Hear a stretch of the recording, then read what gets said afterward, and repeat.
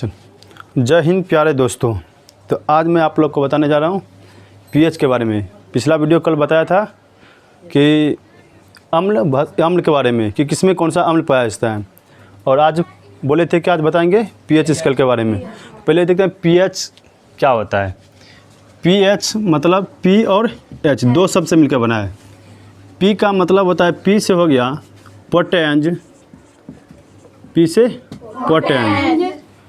पोटेंज बोलना नहीं चाहिए, तो पी से पोटेंज और ओ से ऑफ, एस से हाइड्रोजन। पी से पोटेंज ऑफ हाइड्रोजन। पोटेंज शब्द जो है मेरा जर्मनी के शब्द हैं। पोटेंज शब्द किसे जर्मनी की। ये क्वेश्चन पूछा हुआ एग्जाम में कि पी का पीएच में पी का शाब्दिक अर्थ क्या होता है, पी का फुल फॉर्म क्या होता है। पी का फुल फॉर्म जो होता है पोटेंज, और पोटेंज का मतलब शक्ति होता है। पोटेंज मतलब शक्ति। तो किसका शक्ति नापेगा भैया, तो शक्ति जो नापेगा हाइड्रोजन का। किसका, हाइड्रोजन का शक्ति नापेगा। तो हाइड्रोजन का शक्ति कितना है, ठीक है। अब शक्ति कैसे नापेगा, तो हाइड्रोजन की शक्ति। तो पी से क्या हो गया, पोटेंज ऑफ हाइड्रोजन। पोटेंज शब्द कहाँ से लिया गया है, जर्मनी से, ठीक है। जर्मन का एक शब्द है और वहीं से लिया गया कौन, जो पोटेंज। पोटेंज का मतलब शक्ति।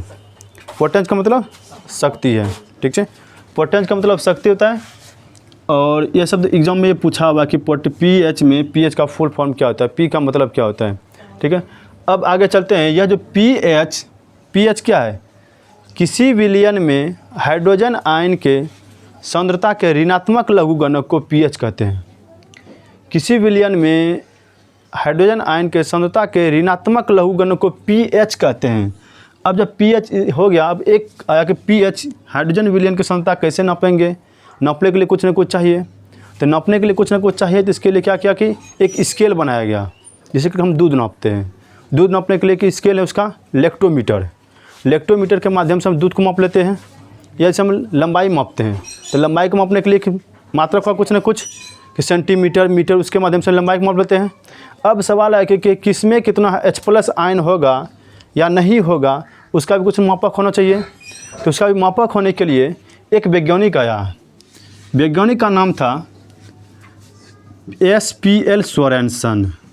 हालांकि सिर्फ याद रखना तुमको, सोरेनसन नामक वैज्ञानिक, ठीक है।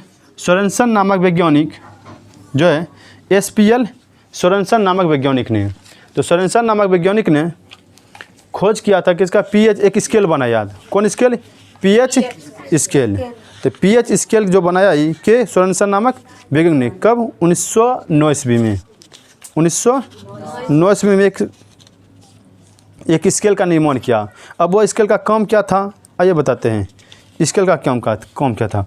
तो ये जो वैज्ञानिक बनाया SPL सोरेनसन, इसका फुल फॉर्म बहुत बड़ा है, खाली ये याद रख, एग्जाम में आएगा तो खाली लास्ट में याद रखेंगे सोरेनसन नामक वैज्ञानिक ने कब, 1909 ईस्वी में।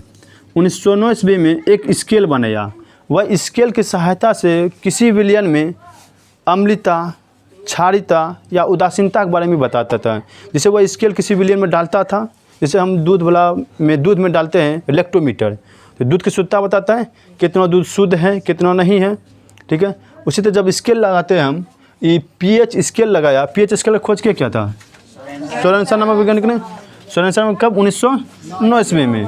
तो इस स्केल की सहायता से क्या है, पीएच स्केल क्या है, पीएच स्केल वह स्केल है जिसकी सहायता से हम किसी विलयन में अम्लता, क्षारीयता या उदासीनता के बारे में बताते हैं। अम्लता मतलब अम्ल जिसका पीएच मान, अभी बताया कि देखिए जैसे पीएच स्केल के बारे में बताया कि पीएच स्केल पर टोटल बोला कि पीएच स्केल पर मेरा टोटल जो है 15 अंक रहेगा। शुरू होगा मेरा 0 से, ऐसे करिए जैसे मान लें कि यहाँ पर स्टार्ट होगा इंची, आप देखे होंगे स्केल छोटे, यहाँ से 0, 1, 2, 3, 4, 5, 6, 7, 8, 9, 10, 11, 12, 13, 14। तो पीएच स्केल पर टोटल मेरा 14 डिजिट रहता है, 0 से लेकर 14 तक, जिसमें कि 7 जो है मेरा 7 मेरा उदासीन को दर्शाता है। किसको, उदासीन। तो 7 मेरा उदासीन का दर्शाता है। जैसे 7 से जिसे कम हुआ इधर आएगा सब अम्लीय कहलाएगा। क्या, अम्लीय। और इधर जब जाएंगे 7 से अधिक कहाँ तक, 14 तक क्षारीय कहलाएगा। क्षार ही कहलाएगा। अब अम्ल भी कई प्रकार के होते हैं, किसी दिन हम अम्ल भस्म जब पढ़ाएंगे, अम्ल भस्म क्षार, अम्ल लवण क्षार जब पढ़ाएंगे उस दिन हम बता देंगे अम्ल क्या है और क्षार क्या है, उदासीन क्या है। आज मेरा टॉपिक है, मैं सिर्फ पीएच के बारे में बताना। आज हम पीएच के बारे में कॉन्सेप्ट क्लियर कर रहे हैं। इसमें जो है अम्ल का जो पीएच मान होता है कितना, 7 से कम। तो अम्ल का पीएच मान देखिए इधर है ना, सब ज़्यादा अम्ल देखिए कितना 7 से कम के साथ ज़्यादा 7 से कम। तो अम्ल का पीएच मान जो मेरा हो जाएगा 7 से कम। तो अम्ल का पीएच मान 7 से कम, 7 से कम होता है अम्ल का पीएच मान, जबकि क्षार का पीएच मान 7 से अधिक है। क्षार का पीएच मान 7 से अधिक है। तो यदि क्षार का पीएच मान पूछेगा तो क्षार का पीएच मान कितना होता है, 7 से अधिक है। यह क्वेश्चन बहुत बार एग्जाम में पूछा हुआ है, ठीक है। और पता उदासीन विलयन का पीएच मान कितना, तो 7 के बराबर। उदासीन विलयन का पीएच मान 7 के बराबर है। उम्मीद करते हैं यहाँ तक समझ गए होंगे। कोई दिक्कत, कष्ट, मजबूरी, नन समस्या, कोई समस्या नहीं। अब देखते हैं, अब जो आज मेरा मेन टॉपिक है कि किसमें कितना, ये तो हम बता दें पीएच स्केल कहाँ से आया, के खोज किया था, कब किया था, कितना डिजिट होता है, ठीक है, और किसका पीएच मान कितना से कम होता है। इसमें भी अम्ल का यदि पीएच मान देखेंगे तो इसमें जो अम्ल जो है मेरा, जैसे 0 से लेकर 3 तक जो है मेरा पीएच मान वाला अम्ल जो है ये दुर्बल अम्ल कहलाएगा, ये प्रबल अम्ल कहलाएगा। इधर जो है दुर्बल अम्ल कहलाएगा। अम्ल भी 2 प्रकार का, प्रबल और दुर्बल, और क्षार भी 2 प्रकार का, प्रबल क्षार और दुर्बल क्षार।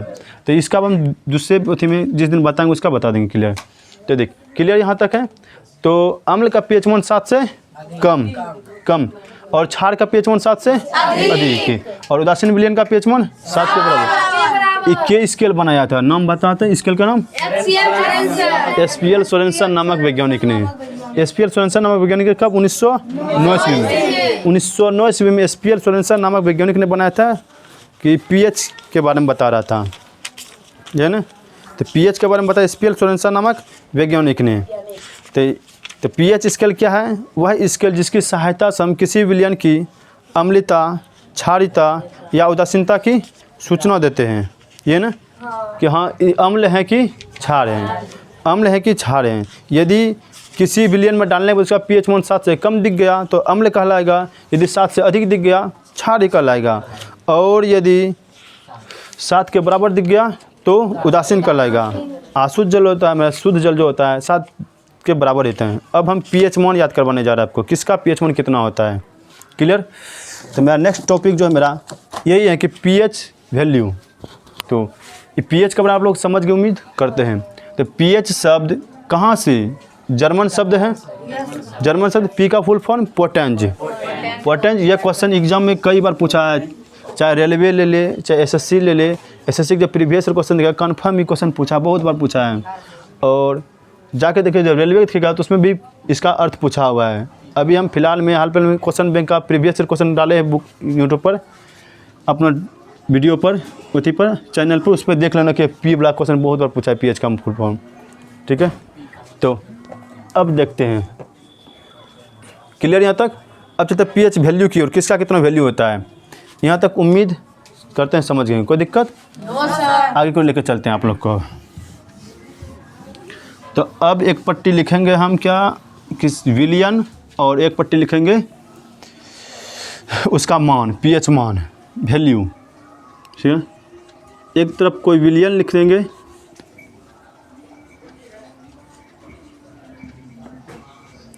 और एक पट्टी पीएच वैल्यू, मतलब पीएच इसका मान।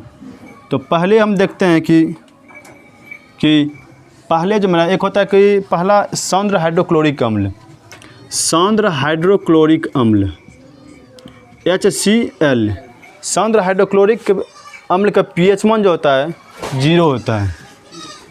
सौंद्र मतलब गहरा, ठीक है। सौंद्र हाइड्रोक्लोरिक अम्ल का पीएच मान 0, सौंद्र हाइड्रोक्लोरिक का पीएच मान 0, सौंद्र हाइड्रोक्लोरिक का पीएच मान 0। एक होता है तनु हाइड्रोक्लोरिक अम्ल, ये तनु हाइड्रोक्लोरिक अम्ल ही हमारे पेट में पाया जाता है। तनु हाइड्रोक्लोरिक अम्ल पूछे या तनु हाइड्रोक्लोरिक पूछे या आमाशय में पूछे, आमाशय मतलब कहाँ, पेट में, आमाशय मतलब पेट में। तो पेट में कौन सा अम्ल है, HCl हाइड्रोक्लोरिक अम्ल, और ठीक है। तो अमाशय रस का pH मान कितना होता है, ठीक है, 1 के बराबर। कितना, 1 के बराबर। अमाशय रस का pH मान कितना, 1 के बराबर है ना। अमाशय रस का pH मान 1 के बराबर है ना। अमाशय रस का pH मान 1 के बराबर। हाइड्रोक्लोरिक अम्ल का कौन अम्ल, सांद्र, सांद्र मतलब गाढ़ापन जिसमें रहता है, गाढ़ा अम्ल जिसमें बोलते हैं। तो सांद्र हाइड्रोक्लोरिक अम्ल का pH मान 0, और जबकि तनु मतलब पतला, ठीक है। दो चीज़ का होता है पौनी, एक गाढ़ा एक पतला, ठीक है। गाढ़ा को बोलते हैं सांद्र, सांद्र गाढ़ा को बोलते हैं सांद्र। भले ही केमिस्ट्री बच्चा को नोचने के लिए स्टाइल से है सांद्र, सीधा बोलता है गाढ़ा अम्ल, आदमी सब बच्चा समझता है गाढ़ा किसको बोलते हैं, पतला किसको बोलते हैं, लेकिन स्टाइल से है सांद्र। और तनु, तनु मतलब होता है किसी को पतला करना। तो तनु हाइड्रोक्लोरिक अम्ल किस में, पेट में, और पेट में कौन सा अम्ल, हाइड्रोक्लोरिक अम्ल। तो अमाशय में पूछे तो कौन सा अम्ल, हाइड्रोक्लोरिक अम्ल, उसका pH मान 1। अमाशय का pH मान 1, यानी सिर्फ 1, सिर्फ 1 याद रखना। तो अमाशय रस का pH मान 1, अमाशय रस का pH मान 1। अब देते हैं, एक होता है जठर रस। जठर रस का pH मान जो होता है मेरा 1.2। कितना, 1.2। जठर रस का pH मान 1.2। जठर रस का pH मान 1.2। जठर रस का pH मान 1.2। जठर रस का pH मान 1.2। अब चलता है अगला, नींबू रस। नींबू के रस, तो इसका देख के नींबू रस का pH मान सब जगह सब में अलग अलग दिया है। किसी में दिया है 2.2, किसी में 2.4, किसी में 2.3, तो सब में अलग अलग दिया है। तो इसका एक वैल्यू याद करना है, रेंज जो है एनसीईआरटी में इसका कुछ रेंज दिया है, 2.2 से 2.5 दिया है, एनसीईआरटी में इसका रेंज दिया है। तो इसका याद रखना कैसे, सीधे कि 2.2 से 2.5 तक, ठीक है। अब इसके बीच में भी एग्जाम में जो भी आ जाए, चाहे 2.3 आ जाए, 2.4 आ जाए, 2.5 आ जाए, जो भी आएगा उसको मार देंगे। तो नींबू का रस का pH मान 2.2 से 2.5 तक, है ना। नींबू 2 टका में 5 नींबू, यानी 2.2 से 2.5 तक, 2.2 से 2.5 तक नींबू रस का pH मान 2.2 से 2.5। नींबू रस का pH मान, नींबू रस का pH मान 2.5 तक, नींबू रस का pH मान 2.5 तक। अब देखते हैं अगला होता है सिरका। और सिरका में कौन सा अम्ल, एसिटिक अम्ल, ठीक है। सिरका में एसिटिक अम्ल। कल बताए थे कि अनार में कौन सा अम्ल पाया जाता है, अनार में फोलिक अम्ल पाया जाता है, ठीक है। अनार में फोलिक अम्ल पाया जाता है। तो देख, सिरका में कौन सा अम्ल, एसिटिक अम्ल। अचार में भी एसिटिक अम्ल। तो एसिटिक अम्ल का जो pH मान होता है, अर्थात सिरका का pH मान 3। कितना, 3। सिरका का pH मान 3, सिरका का pH मान 3, सिरका का pH मान 3, सिरका का pH मान 3। अचार के pH मान 3। अचार खाता है तो कैसा लगता है, खट्टा भैया, खट्टे तो बोलते हैं अम्ल। जिसका स्वाद खट्टा लगा वो अम्ल कहलाएगा, ठीक है। जिसका स्वाद खट्टा लगा अम्ल का, जिसका स्वाद तीखा लगा छाल में चल जाएगा और कोई स्वाद नहीं लगेगा, ठीक है। तो सिरका में, सिरका का pH मान कितना, 3, है ना। सिरका का pH मान 3, सिरका का 3। नींबू रस का 2.2 से 2.5, नींबू का रस का 2.2 से 2.5 तक। जठर रस का pH मान 1.2, जठर रस का 1.2। और हाइड्रोक्लोरिक अम्ल का कौन, अमाशय रस बोला भैया। अमाशय रस में कौन, 1। अमाशय रस में कौन सा अम्ल, 1। चल यहाँ तक कोई दिक्कत नहीं। अच्छा, तो सल्फ्यूरिक अम्ल, सल्फ्यूरिक अम्ल, इसी का फॉर्मूला आता है H2SO4। सल्फ्यूरिक अम्ल का pH मान जो होता है 3.5। कितना, 3.5। सल्फ्यूरिक अम्ल का 3.5, सल्फ्यूरिक अम्ल का 3.5, सल्फ्यूरिक अम्ल का, सल्फ्यूरिक अम्ल का, सल्फ्यूरिक अम्ल का 3.5, सिरका का 3, नींबू का रस का, जठर रस का, है ना, नींबू रस का, ये ना। अगला देख, टमाटर रस। टमाटर रस खैलन छ, ठीक है। टमाटर रस का pH मान देखिए ले। तो टमाटर रस का जो pH मान होता है मेरा, टमाटर कैसा, खट्टा कि मीठा, खट्टा भैया। तो टमाटर का इसका पीएच मान 1.1। कौन सा अम्ल? कितना? 4.1। टमाटर इसका पीएच मान 4.1। टमाटर इसका पीएच मान 4.1। टमाटर इसका पीएच मान 4.1। टमाटर इसका सल्फ्यूरिक अम्ल का 3.5। 3.5। पसीना देखा है कैसा लगता है? नमकीन। अरे भैया थोड़ा हल्का खट्टा लगता है। पसीना का पीएच मान, पसीना बोले या बियर? बियर पीने वाला रे, से बियर का नाम सुना है? बोतल रे, बोतल का नाम नहीं जानता है। ठीक है, तो बियर या पसीना दोनों का पीएच मान जो होता है 4.5 होता है। बियर को भी पिएगा वो हल्का सा खट्टापन लगेगा, अर्थात 4.5। पसीना भी, यहाँ से पसीना गर्मी है पूरा, अब हल्का चाटना ऐसे करेंगे, ये कहने लगे जाए थोड़ा सा ऐसे करेंगे। हाँ मस्त लग रहा है भाई। तो देख, तो पसीना का पीएच मान 4.5, हल्का सा खट्टा लगेगा। नहीं विश्वास है 2-3 दिन जिसका शर्ट खोल के रखा है पसीना वाला, उसको हल्का सा टेस्ट करना ऐसे करके, उल्टी नहीं होगा बाबा। देखे, तो पसीना का पीएच मान 4.5। खट्टा क्यों लगता है? क्योंकि अम्ल उसमें है। कौन सुना? तो पसीना का पीएच मान 4.5। बियर के 4.5। बियर का पीएच मान 4.5। ठीक है, पसीना का 4.5। बियर के पसीना का 4.5। 4.5। अच्छा, कॉफ़ी का पीएच मान, कॉफ़ी का पीएच मान कितना होता है? देखते हैं। कॉफ़ी पी लें। कॉफ़ी का पीएच मान 5।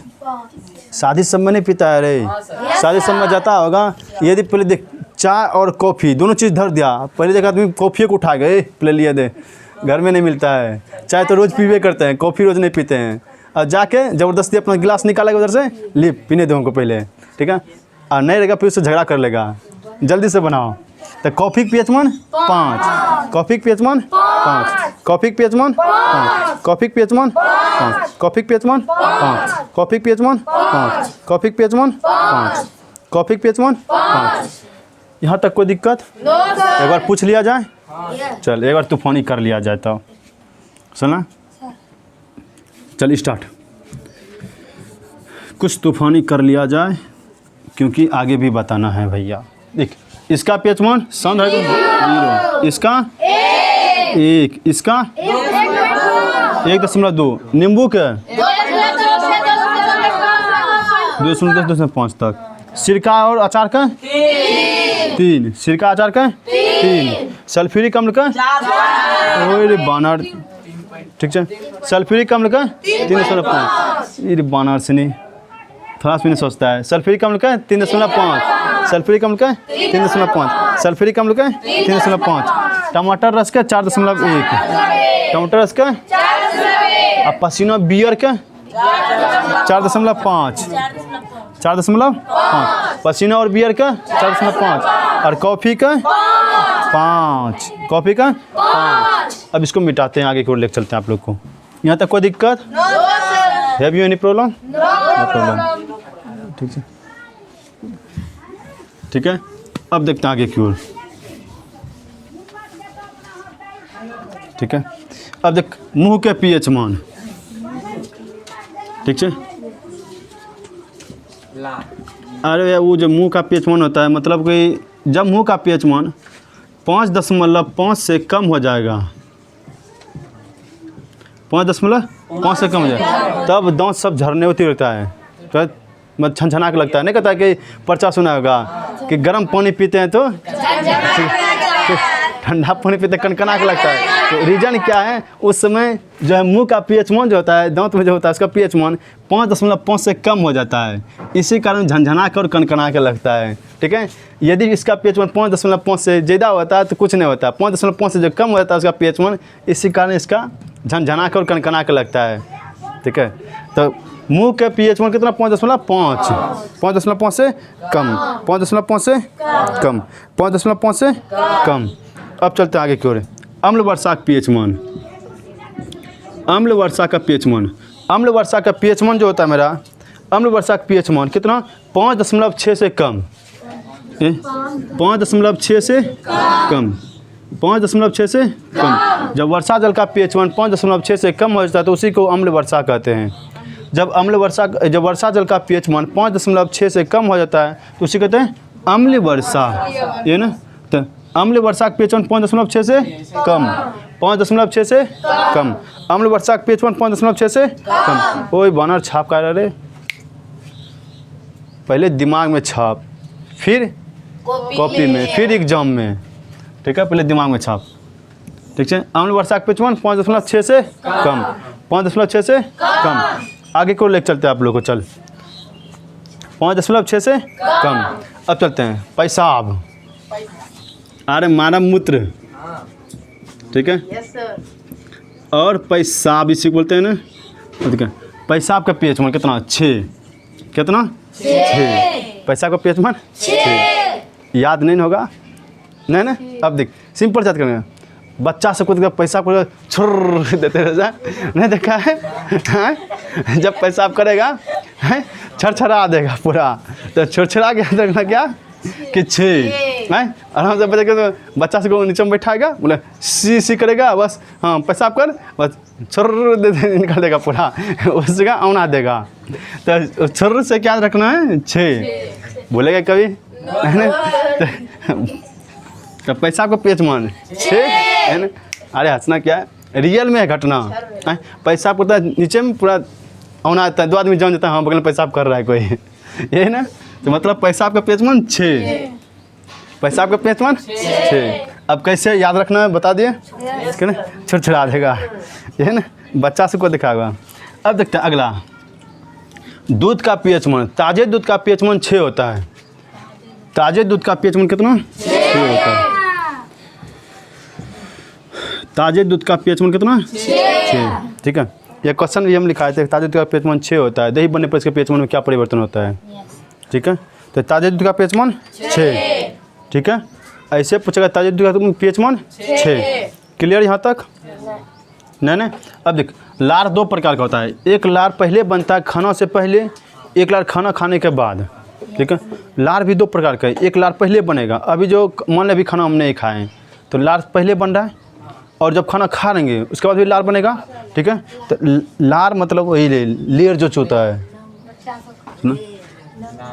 बच्चा सबको नहीं देखता है कौन, लार में बहुत से नाम है उसमें, ठीक है। तो भोजन के बाद जो बनेगा लार, उसका pH मान, भोजन के बाद वाला pH मान, ठीक है। लार नहीं बच्चा सब टपकते रहता है ऐसे करके पूरा हैया, हैं, नहीं तो बच्चा सब क्या करे, ऐसे मुँह मंगली लगा चिबा रहा है मस्ती से, मतलब लार टपका रहा है। तो उस समय भोजन के बाद वाला लार जो बनता है मेरा, वो जो अम्लीय होता है, ठीक है। और उसका pH मान होता है 6.8 होता है।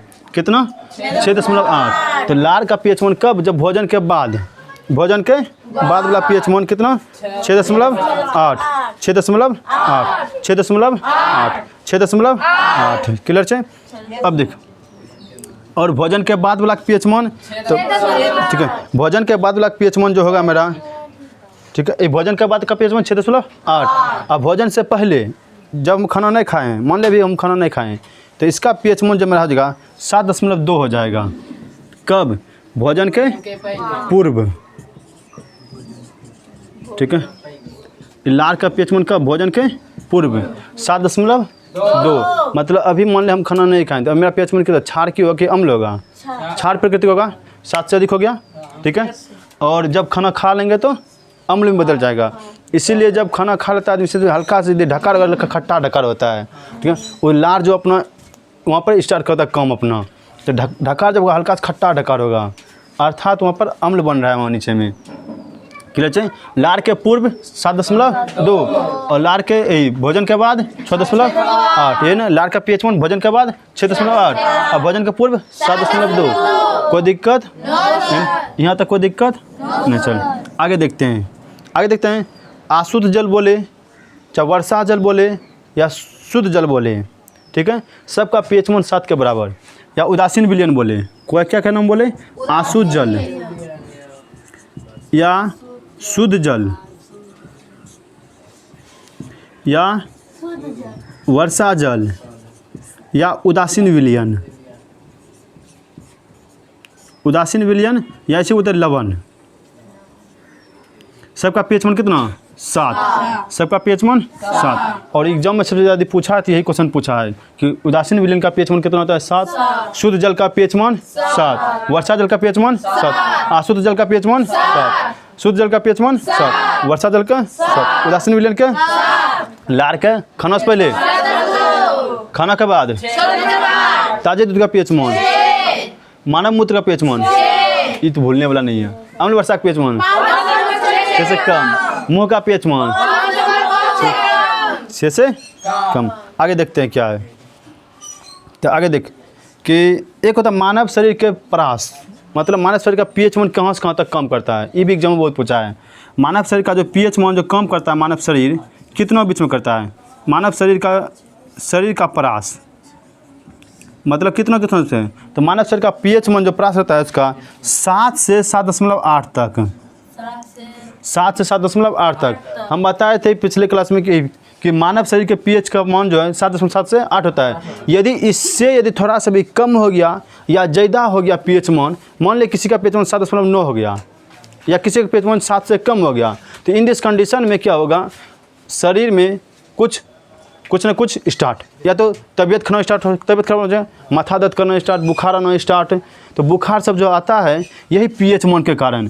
तो हमारा शरीर के पीएच मान जब 7 से 7.8 तक बीच होता है, इससे हल्का भी डिफरेंट हुआ मतलब 7.9 हो गया, कन्फर्म में बुखार धरेगा, ठीक है। या उससे कम हो गया है, जितना भी बीमारी अटैक करना स्टार्ट कर देता है, मतलब उस समय मेरा पीएच मान कितना होता है, उससे कम होता है। अभी फ़िलहाल अभी कितना है नॉर्मल 7 से 7.8। इसीलिए मानव शरीर के परास मतलब मानव शरीर का जो पीएच मान जो परास करते हैं किसके बीच में रहता है, 7 से 7.8 के बीच में। परास मतलब रेंज, ठीक है, इसके बीच में। अब इसी के बीच में देखते हैं रक्त का पीएच मान, आंसू का पीएच मान। तो अब बताते हैं आगे की ओर। तो आंसू का पीएच मान पहले देखते हैं क्या है। तो आंसू का पीएच मान, मानवे में आंसू निकलता है, सब में आंसू निकलता है। तो आंसू का पीएच मान बता, आंसू का पीएच मान 7.3, कितना 7.3। आंसू का पीएच मान 7.3, आंसू का पीएच मान 7.3, आंसू का पीएच मान 7.3, आंसू का पीएच मान 7.3, आंसू का पीएच मान 7.3, आंसू का पीएच मान 7.3, आंसू का पीएच मान 7.3। एक बार इसको रिवीजन कर लिया जाए, ठीक है। देखते हैं मुंह का पीएच मान 5.5 से कम, मुंह का पीएच मान 5.5 से कम, इसी से कम होता होने लगता है। तब उसके बाद क्या होता है, इसका जैसे जैसे कम हुआ तो पायरिया का शिकार हो जाएगा आदमी।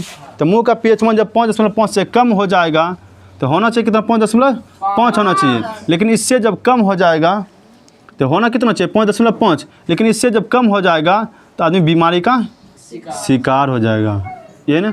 और अम्ल वर्षा का पीएच मान 5.6 से, ठीक है, अम्ल वर्षा का पीएच मान 5.6 से कम।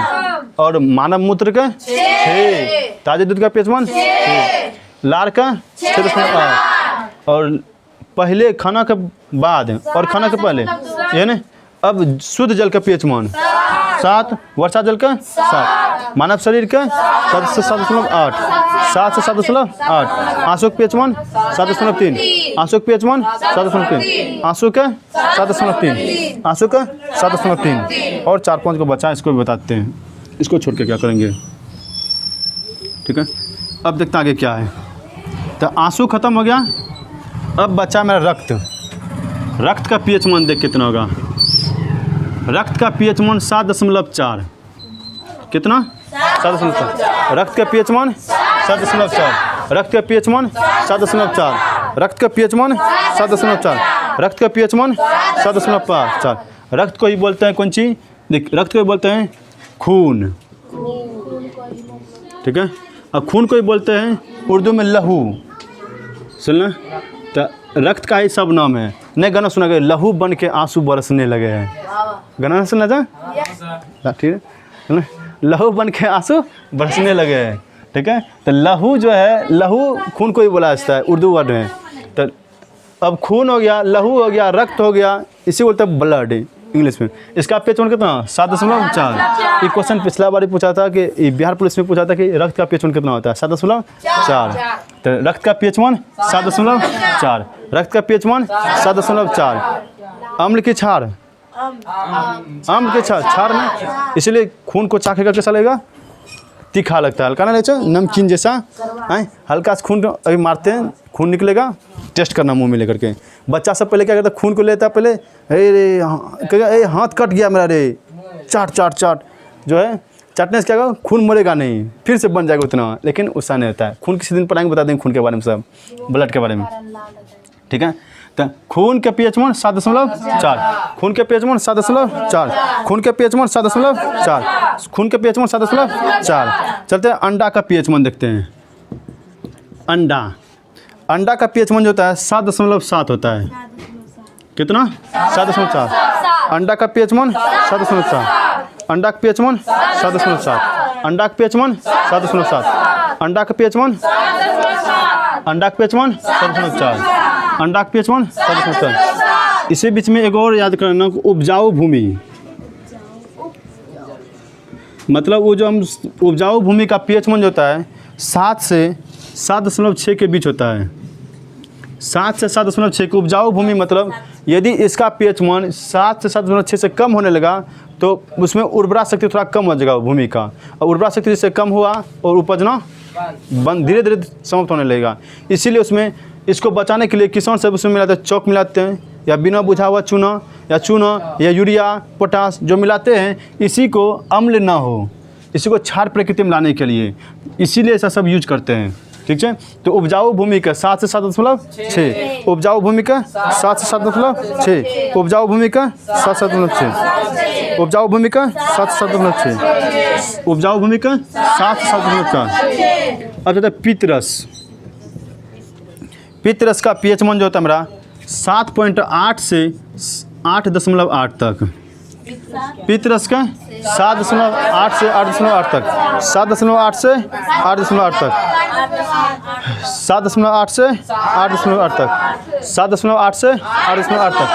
पित्तरस का पीएच मान 7.8 से 8.8 तक। पित्तरस का पीएच मान, पित्तरस का पीएच मान, ठीक है। रक्त का 7.7, रक्त का, अंडा का 7.4, उपजाऊ भूमि का 7 से 7.6, 7 से 7.6, ठीक है। और पित्तरस का 7.8 से 8.8 तक, ठीक है, 7.8 से 8.8 तक, ठीक है। अगला थे नाम सुना, टूथ पेस्ट, कोलगेट रे ना, कहते हैं क्या आपके भी कोलगेट में, ठीक है, पर्चा सुना होगा है। तो टूथपेस्ट का नमक क्या है, तो टूथपेस्ट का जो होता है, क्या आपके भी टूथपेस्ट में नमक है, पर्चा नहीं सुनाएगा, टीवी से मुझे देता है कि आपके टूथपेस्ट में नमक है, ऐसे करके मारेगा बोलेगा नहीं।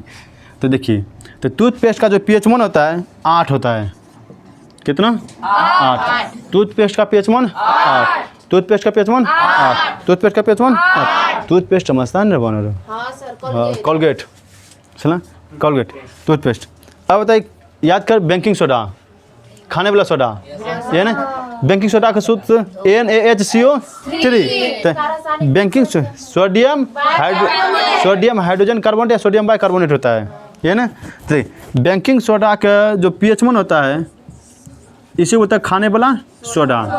तो बेकिंग सोडा का पीएच मान होता है 8.5 होता है, ठीक है। और इसी का प्रयोग करते हैं, बेकिंग सोडा का उपयोग करते हैं इनो बनाने में, ठीक है। पेट में जब अम्ल जितना गैस पूरा बन गया, तब हल्का सा इनो मिलाएगा, अब ले 2 सेकंड में क्लियर, ठीक है।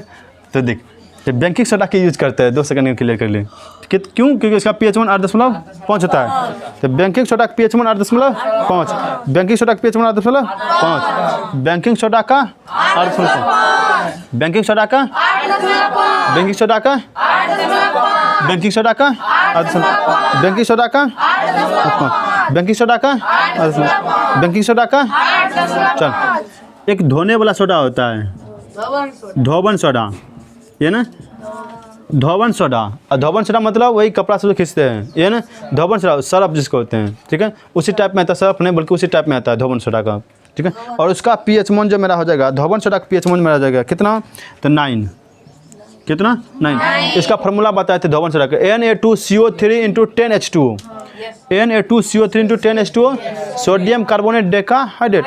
अभी फिलहाल इसका पीएच मान याद करें। धोबन सोडा का पीएच मान 9, धोबन सोडा का पीएच मान 9, धोबन सोडा का पीएच मान 9, धोबन सोडा का पीएच मान 9, धोबन सोडा का पीएच मान 9, धोबन सोडा का पीएच मान 9। धोबन छोटा pH 1 no no no no नहीं नो 9। अब मिल्क ऑफ मैग्नीशिया, दो गो बचा है, इसको भी याद करते हैं। Milk of magnesia, milk of magnesia, milk of magnesia का जो pH 1 होता है, इसको भी याद कर ले, ठीक है। मिल्क ऑफ मैग्नीशिया का जो pH 1 होता है 10, कितना 10, कितना 10, कितना 10, कितना 10। और लास्ट में याद करना चूना जल, चूना जल का pH 1 जो होता है 11, कितना, चूना जल का pH 1 11, चूना जल का pH 1 11, चूना जल का pH 1 11, चूना जल का pH 1 11, चूना जल का pH 1 11। यदि पूछ ले कभी तो 14 किसका होता है, याद कर, caustic soda, NaOH, caustic soda का pH 1 सबसे अधिक, कितना 14, सबसे अंत में 14 आता है। तो कास्टिक सोडा का pH 1 14, कास्टिक सोडा का pH 1 14, कास्टिक सोडा का pH 1 14, कास्टिक सोडा का pH 1 14, NaOH, NaOH। यहाँ तक याद है? एक बार रिवीजन कर लिया जाए। यस सर, एक बार तूफानी कर लिया जाए। हाँ, तो एक बार तूफानी कर लिया जाए। देख ले 1 मिनट, तो 1 मिनट देख ले क्या है। खून, अंडा, उपजाऊ भूमि, ठीक है। चल तूफानी कर लिया जाए, एक बार तूफानी कर लिया जाए। चल ऐसे देख, खून के 7.4, रक्त के 7.4, लहू के, अंडा के 7.7, उपजाऊ भूमि के 7.6, उपजाऊ भूमि के 7.6, उपजाऊ भूमि के 7.6, ये ना पित्त रस का 7.8 तक, पित्त रस का 7.7, ये ना टूथपेस्ट का 8, बेकिंग सोडा का, धोबन सोडा का 9, मिल्क ऑफ मैग्नीशिया का 10, चूना जल का 11, अमाशय रस का 1, अमाशय रस का 1, बियर का 4.5, 45 नहीं बना रहे, 4.5, बियर का 4.5, बियर का 4.5, टमाटर रस का 4.1, टमाटर रस का 4.1। और कब दांत झंझनाता है, जब उसका pH 1 5.5 से कम हो जाता है, जब 5.5 से कम होता है, उसको प्रचार बनाना चाहिए। जब दांत का pH 1, मुंह का pH 1 5.5 से कम हो जाता है, तब मुंह झंझना के लगता है, लेकिन बनाता है गर्म पानी पीते हैं, है ना। अगला देखिए, मानव रक्त का pH 1 7.4, रक्त का pH 1 7.4, आंसू के 7.3, आंसू का 7.3, आंसू का 7.3, आंसू का 7.3, आंसू का 7, ताज़ा दूध का 6, ताज़ा दूध का 6, ताज़ा दूध का pH 1 6 होता है, ताज़ा दूध का pH 1 6 होता है। क्लियर? यहाँ तक कोनो दिक्कत? उम्मीद करते हैं, उम्मीद क्या समझिएगा, याद होगा फिर, ठीक है। पित्त रस शरीर में पाया जाता है, ठीक है। पित्ताशय वो थैली उसका होता है, वहीं पर जमा रहता है, ठीक है। जब यहाँ से, अब बायोलॉजी का टॉपिक है, किस दिन पढ़ा देंगे, ठीक है, अभी नहीं बताएंगे इसका, ठीक है। तो यहाँ तक कोई दिक्कत समझ गया ना, ठीक है। अब रहने तो आज के लिए इतना ही, मिलते हैं नेक्स्ट क्लास में। तो यदि आप लोग को वीडियो अच्छा लगे तो एक बार लाइक, सब्सक्राइब और शेयर जरूर कर दीजिएगा। इसी के साथ जय हिंद।